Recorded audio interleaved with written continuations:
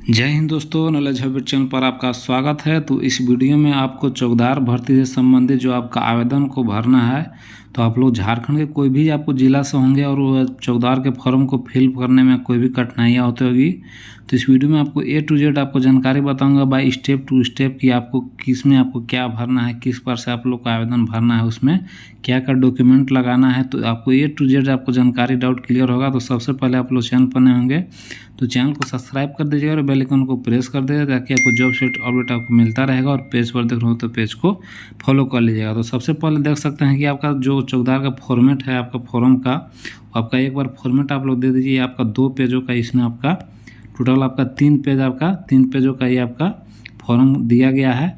और उसमें सबसे पहले आप लोग देख सकते हैं कि यहाँ पर आपका दिया हुआ है आपका नियुक्ति आवेदन पत्र का प्रारूप दिया हुआ है। आवेदन की अंतिम तिथि यहाँ पर फिल कर देना है। और देख सकते हैं कि शुरू में आपका पासपोर्ट साइज का आपका फ़ोटो इसमें देना है। और देख सकते हैं कि फ़ोटो जो होना चाहिए आपका सेल्फ स्टेटस आपका फ़ोटो होना चाहिए, यानी कि फ़ोटो के पीछे अपना सिग्नेचर करके और फ़ोटो को चिपका देना है। और साथ ही साथ आपका 2 फोटो और एक्स्ट्रा में भी आपको इसके साथ आपको पोस्ट में डाल देना है। और इसके बाद देख सकते हैं कि भरने के लिए सबसे पहले यहाँ पर दिया गया है आपका अंचल का नाम और थाना का नाम और आवेदित बीट संख्या, यानी कि थाना का नाम जो भी हो आप लोग भर दीजिएगा, अंचल का नाम भी भर दीजिएगा और आवेदित बीट संख्या और आवेदित बीट संख्या का नाम। तो ये बहुत सारे लोगों को बीट संख्या आपकी क्या है क्या नहीं बहुत सारे लोग नहीं जान पा रहे हैं। तब आपको बता दें कि जो भी आपका वैकेंसी का नोटिफिकेशन निकला है, नोटिफिकेशन के आपको लास्ट पेज में देखिएगा कि उसमें आपको कौन सा गांव कौन सा बीट में आता है, उसका नाम क्या है, कौन सा आपका अंचल होगा, वो सारा चीज़ आपको दिया हुआ है। जिसको आप लोग देखने में परेशानी होगी, चाहे जिसको पता नहीं चल रहा होगा, वे आप कमेंट सेक्शन में पूछ सकते हैं। उसका मैं अवश्य आपको रिप्लाई दूंगा कि क्या आपका होगा। और देख सकते हैं मैं एग्जांपल के थ्रू आपको बताता हूं। देख सकते हैं यहाँ पर आपका जैसे बोकारो का निकला हुआ है, इसमें देख सकते हैं कि पूरा यहाँ पर पंचायत अंचल रिक्त बीट संख्या और बीट का आपका नाम यहाँ पर दिया हुआ है। जैसे कि मैं मानता हूँ कि यहाँ पर मेरा जो गांव है वो आपका मेरा गांव जैसे सतनपुर में है, देख सकते हैं कि सतनपुर इसमें देखना है, रिक्त बीट का नाम में आपको देखना है गांव का नाम, यानी कि सतनपुर यहाँ पर देखिए आपका ये सतनपुर रिक्त बीट में आपका शो कर रहा है, मेरा गांव यहाँ पर हो गया। इसमें देख सकते हैं कि पंचायत भी आपका सतनपुर ही है और इसका जो आपका अंचल का यह है आपका 50 अंचल में आता है। और रिक्त बीट संख्या जो है वो आपका देख सकते हैं कि 1/2 आपका ये संख्या हो गया, यानी कि आपका बीट संख्या होगा और अंचल का नाम और रिक्त बीट जो होगा गांव का नाम हो गया और पंचायत भी आपका वही दिया हुआ है।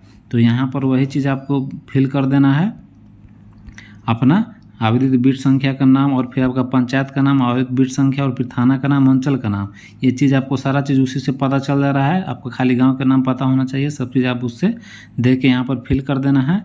और इसके बाद आपका जो भी देख सकते हैं कि आपका पिता का नाम हो, अभ्यर्थी जो भी आपका नाम और ये सब आपका जो भी आपका 10th में जो पास किए होंगे उसमें सर्टिफिकेट के अनुसार जो भी आपका कैपिटल में आपका जिस प्रकार से नाम होगा उसी प्रकार से देख सकते हैं कि हिंदी में आपका नाम पूरा यहाँ पर लिखना है और फिर अंग्रेजी के बड़े अक्षर में लिखना है, यानी कि कैपिटल लेटर में आपका यहाँ पर पूरा क्लीन आपका वर्ड में आपको अंग्रेजी में आप लोग नाम यहाँ पर लिख देना है। और फिर पिता का नाम यहाँ पर देख सकते हैं कि हिंदी में भी लिखना है और कैपिटल लेटर में भी यहाँ पर लिख देना है। फिर जन्म तिथि अंकों में यहाँ पर देना है, जैसे आपका मानते हैं 14 दिसंबर 1996 को है तो यहाँ पर लिख देना है 14 आपका यहाँ पर माह में दिसंबर और फिर आपका 1996 डाल देना है। और फिर शब्दों में भी लिख देना है 14 दिसंबर 1996।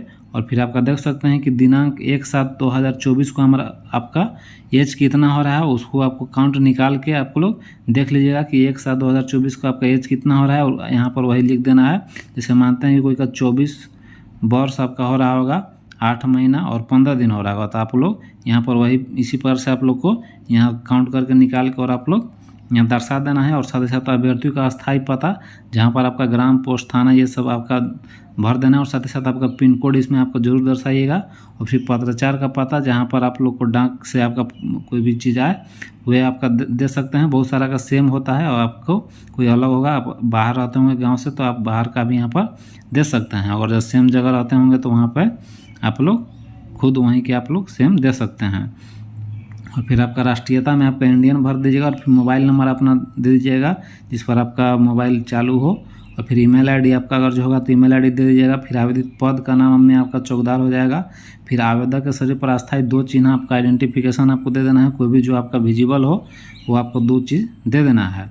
और इसके बाद आपका शैक्षणिक योग्यता में आपका देख सकते हैं कि यहाँ पर भरना है कि आपका कौन बोर्ड से आपका एग्ज़ाम दिए थे और फिर आपका कब आपका पास हुए थे और साथ ही साथ आपका कितना टोटल प्राप्तांक हुआ था और फिर आपका कितना परसेंटेज आपका यानी कि हुआ था, वो आपका सभी चीज़ इसमें आप लोग को भर देना है।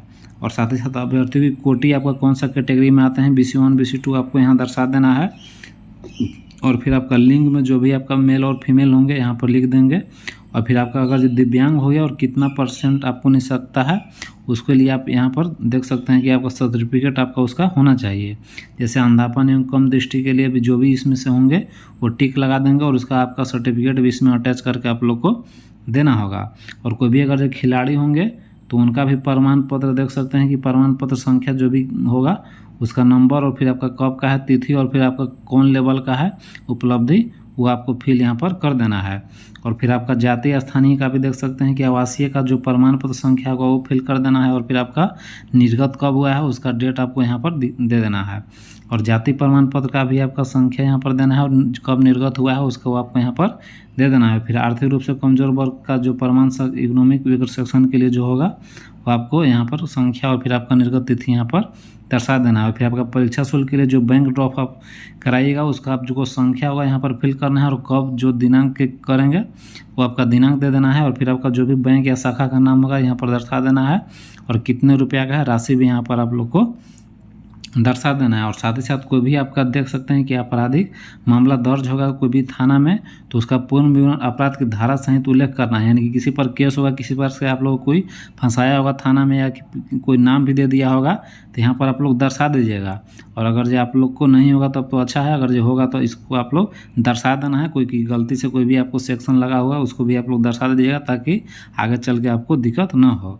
और साथ ही साथ आपका देख सकते हैं कि कोई पहले से चौकीदार के रूप में थाना में काम कर रहे होंगे तो देख सकते हैं कार्य अनुभव यदि पूर्व में चौकीदार के रूप में कार्य किए हों तो उसका विवरण आपको देना होगा कि कौन सा अंचल में आप हैं, अभी आपका कौन थाना में अभी ड्यूटी कर रहे हैं और आपका बिट संख्या और फिर आपका कितने अवधि तक आप लोग को वहाँ पर ड्यूटी किए हैं वो आपको इसमें भर देना है। देख सकते हैं केवल माननीय उच्च न्यायालय के न्यायाधीश से आच्छादित अभ्यर्थी के मामले में यानी कि जो भी न्यायालय से आदेश आया है उसके अनुसार इसमें जो भी होंगे इसमें भर देंगे और जिन नहीं होंगे वो खाली छोड़ देंगे।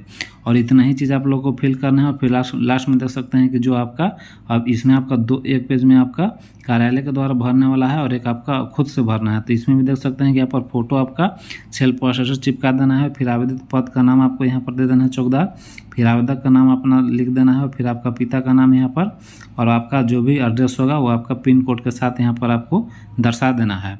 और ये नीचे वाला देख सकते हैं कि इसमें आप लोग को नहीं भरना है, ये आपका खुद वहाँ से आपका कार्यालय द्वारा ये आपको भर के और फिर एडमिट कार्ड के रूप में आपको मिलेगा। तो यही आपका पूरा 3 चीज़ आप पेज का है। आपका सही मैंने बताया कहाँ पर आपको क्या भरना है। और इसके साथ आपका फिर जो भी आपका 10th का मार्कशीट होगा, सर्टिफिकेट होगा, जाति प्रमाण पत्र होगा, आवासीय प्रमाण पत्र, आपका इनकम और आपका जो भी डॉक्यूमेंट होगा और 2 पासपोर्ट साइज का फ़ोटो, सभी चीज़ आप लोग को आप इसमें अटैच करके और भाई आपका पोस्ट स्पीड पोस्ट के द्वारा आप लोग को फिल इसमें कर देना है।